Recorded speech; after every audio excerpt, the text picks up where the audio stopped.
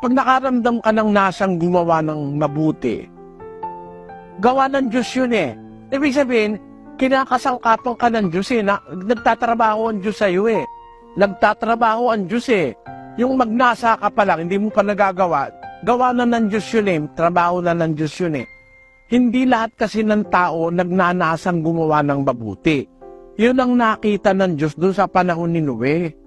Kaya niya ginunaw ang sanlibutan. Bakit? Kasi ang sabi niya doon sa 6:5 ng Henesis, At nakita ng Panginoon na mabigat ang kasamaan ng tao sa lupa, at ang buong haka ng mga pag-iisip ng kanyang puso ay pawang masama lamang na parati. At nagdamdam ang Panginoon na kanyang nilalang ang tao sa lupa at nalumbay sa kanyang puso. kita mo? Ang nakita ng Diyos, ang nasa ng isip ng tao, ang haka ng kanyang mga pag-iisip at ng kanyang puso, pawang masama na lamang parati.